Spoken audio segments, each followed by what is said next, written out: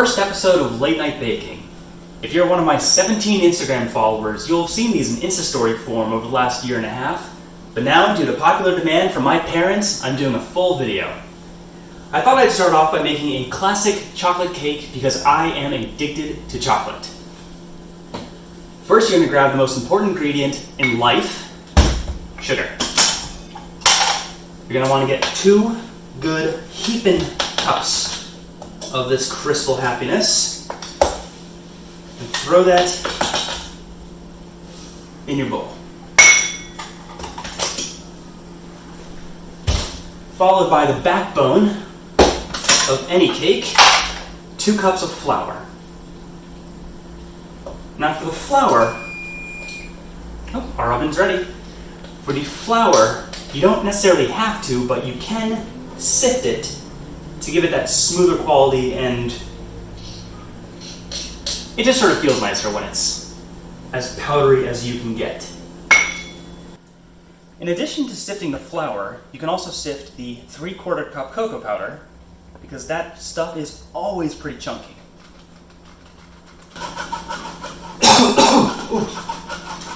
Yeah, that's the thing about cocoa powder. It gets up in the air, you can taste it, you inhale it, you choke on it, but you can't really stay mad at cocoa powder. After you've sifted those, you get 2 teaspoons of baking powder. You could sift this too, but baking powder is already so fine, I don't think you really need to. And you can't have baking powder without baking soda.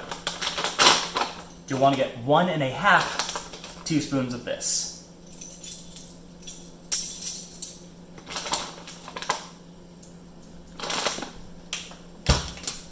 Then you throw in a little salt. You don't need a whole lot. I always give it about half of what the recipe calls, so in this case I'm putting in about ½ teaspoon. And finally, for the powders, 1 teaspoon of espresso powder. Personally, I hate coffee. Never liked the stuff, doesn't taste good, it's bitter, so the only reason I even have espresso powder is for cakes. You can't actually taste the espresso in the cake, so it's doing something, right? Get your whisk and combine fully. There. Now that we've finished mixing our dries, it's time for the wets. We're going to start with 1 cup of buttermilk. Now if you're like me, you don't want to buy a whole carton of buttermilk if you're only ever going to use 1 cup per recipe. So what you can do instead is just take regular milk and add in 1 tablespoon of vinegar per cup of milk. Stir it and let it sit for a while, and voila, buttermilk. Pour that on in, as well as ½ cup of vegetable oil, followed by 2 eggs. You get 5 bonus points if you can do this one-handed.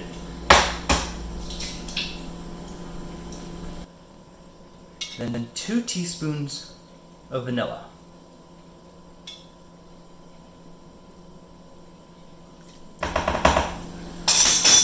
Now this is vanilla that I made myself over the course of about 4 months. And it smells great. Very complicated recipe. Vanilla and vodka. I'll teach you someday. And get your hand mixer and whip it all together.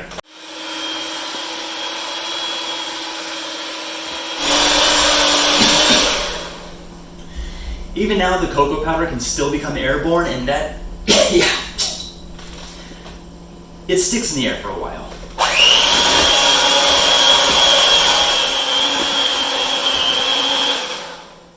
Until it's nice and smooth. I am so tempted to just grab a spoon and dig in as it is, but it's called late night baking, so I do technically have to bake it. The final ingredient is the most hazardous. You need 1 cup of boiling water. You want to be very careful, because this it's hot. Then you pour that in, and mix very carefully so you don't get splashed by the chocolate lava.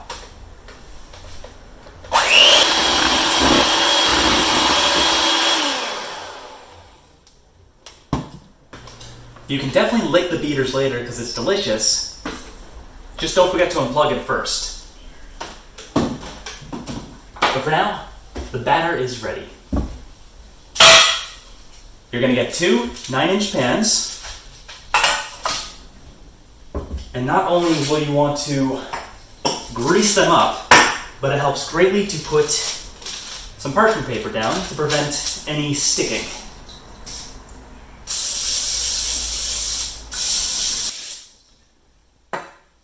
Pour your batter in roughly evenly. Nothing in life is perfect, so it's okay if it's not quite the same amount.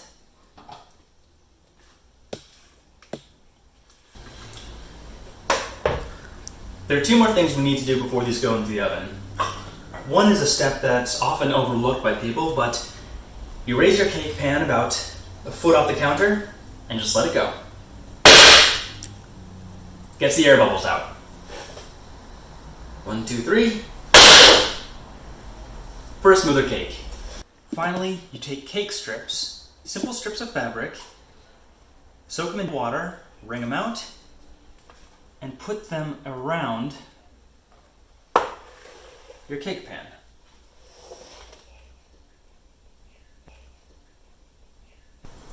What the cake strip do is prevent your cake from doming over in the oven. It works, so I'd highly recommend anyone who bakes cakes get some strips. Then you take your pans, pop them in your 350-degree oven for about half an hour, 35 minutes. I'll see you later.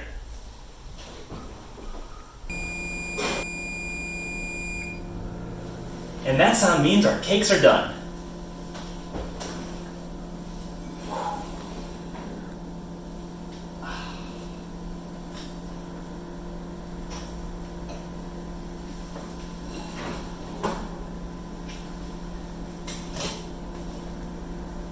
This one's my favorite.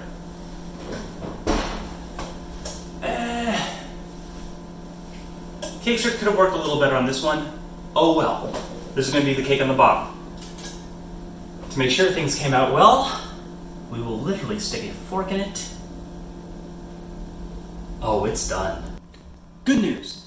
While the cakes were cooling, it did level off a little bit. Now we're going to pop them out. Give them a quick shake to make sure they're nice and loose from the pan, nothing's going to stick. You can always run a knife around the edge if you need to, but thanks to the wax paper, it's pretty good. Flip them out onto your hand. Ow, ow, ow, ow, ow, ow. Voila. Ignore that. And repeat the process. Good. Now we're going to let these cool fully because we don't want a repeat of Thanksgiving 2009. I'll tell you that some other time. Good news. While the cakes were cooling completely, they flattened out even more, so this is close enough. Now for the most important part, the frosting. Take a cup of cocoa powder, and it's looking pretty chunky, so I'm going to go ahead and sift it. Pray for my lungs.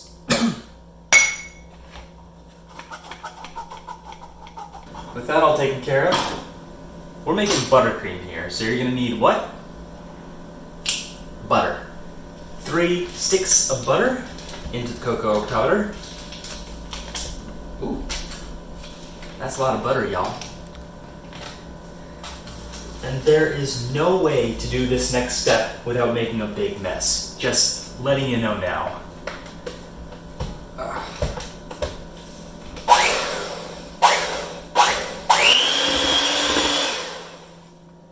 And eventually all cream together to look a little like this.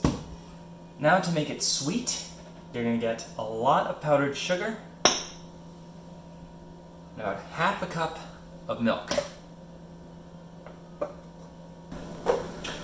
But the proper way to combine the powdered sugar and the milk is to pour it in about 1 cup at a time.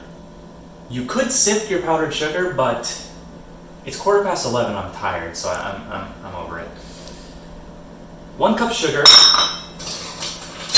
and dip into your half a cup of milk by the tablespoon.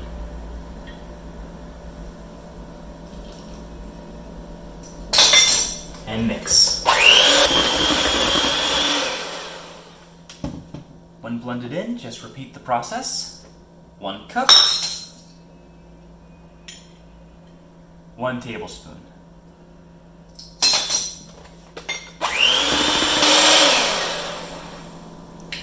Repeat that alternating for about 4 or 5 cups worth of powdered sugar, depending on how sweet your tooth is. Then add 2 more teaspoons of vanilla. As tempting as it is to add a cup of vanilla, this stuff takes a long time to brew, so I have to be very precise. Then 1 more half teaspoon of this delicious espresso powder that I use daily.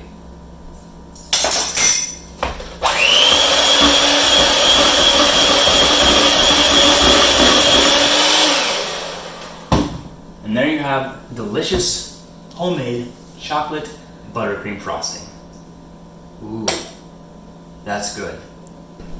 Take one of your cakes and place it on a flat surface. In this case, I have my handy spinning cake tray. Ooh, it's never made that noise before.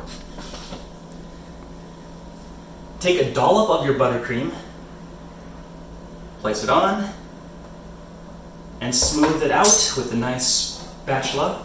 Now, if your mother is anything like mine, she will say that you need to put a lot of icing in the middle, but you need to keep some for the top and the sides, so you don't have to make it a very thick layer, just enough to cover it evenly as such. Then take your second cake piece and put it on top, so that the flat side from the bottom of the pan is facing up. And from here, you can add on all the rest of your frosting.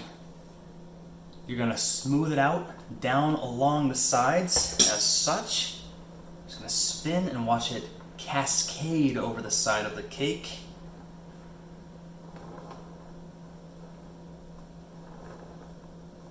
That smells delectable. Then, to get nice smooth surfaces, take a little plastic wedge and scrape it along the side as you spin the cake. A little bit on top.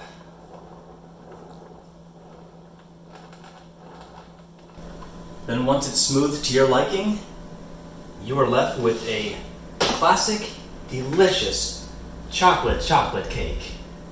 This may not be the most gourmet chocolate cake on the planet, but if you're a chocoholic, it'll do the most important job of hitting the spot. Let's take it for a taste drive.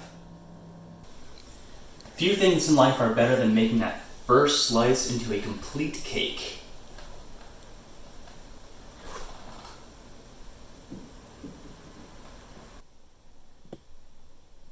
Look at that.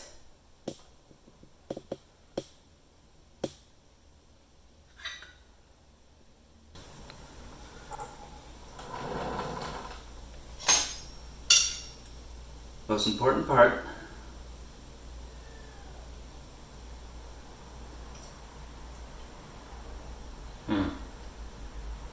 That is a darn good chocolate cake. Well, this has been tonight's recipe, and I hope you all have a good late night.